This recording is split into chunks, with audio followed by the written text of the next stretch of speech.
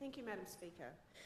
Today I rise in strong support of the Whānau CLP Government's response to the coroner's recommendations following the tragic deaths of Ms Yunupiŋu, Nyago Ragurrk, Kaman Rubuntja and Rubuntja Haywood.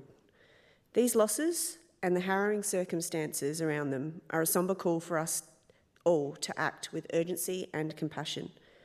For many years, despite the alarmingly high rates of DFSV rates that remain several times above the national average, the Territory has seen a lack of decisive and effective action. Previous governments implemented programs and strategies such as earlier domestic and family violence frameworks and the emergency response in 2007, but these measures often fell short of delivering meaningful reductions in violence or improving safety for vulnerable communities. A major failing was that many recommendations and programs were in place for years without achieving the necessary impact.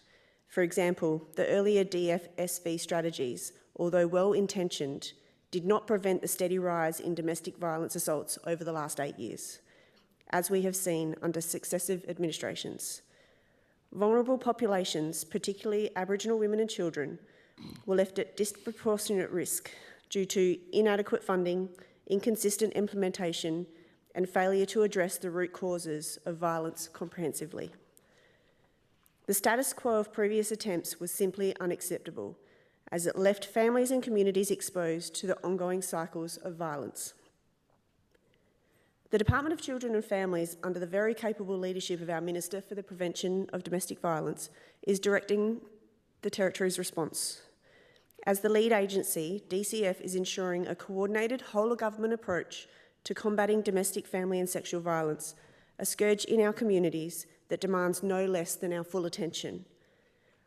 I welcome the landmark investment of $36 million annually, an unprecedented sum that reflects our unwavering commitment to tackling these issues.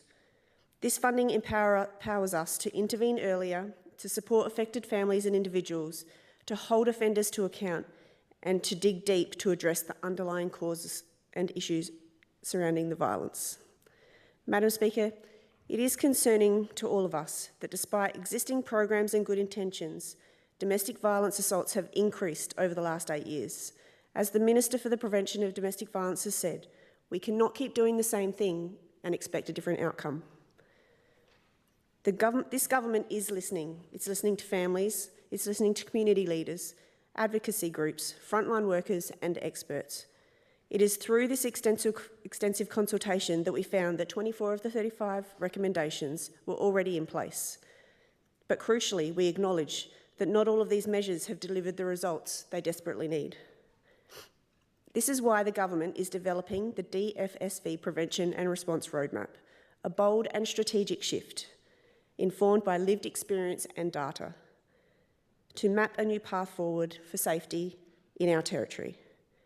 I'm particularly proud of the Circuit Breaker program, which emerged directly from Recommendation 15.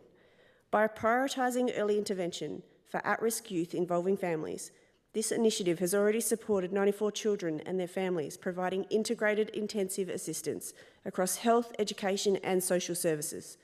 This is innovation in action. It's practical and it's targeted, and it intends to break the cycle of violence before it begins. Some will ask about the recommendations not supported, and the government's reasoning here is sound and transparent. We already have a DFSV peak body, established through NTCOS, and the DFSV Training and Resource Centre. Licensed venues compliance is actively managed through established channels with the Liquor Commission. And, as a standard and responsible, grant funding indexation will continue to be considered through the usual annual budget process. The DFSV roadmap is set to commence following final consultations with key stakeholders. It is more than a response to recommendations. It is a commitment to systemic cultural change. It sets out a vision for stronger, more accountable and a more compassionate Northern Territory. Today we demonstrate that this government is not just reacting, we are transforming. We are putting in place the funding, the programs and the partnerships needed to make real progress.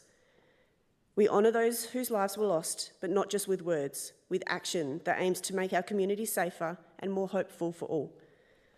Above all, the safety, dignity and freedom of women and children must and always will come first. Thank you, Madam Speaker.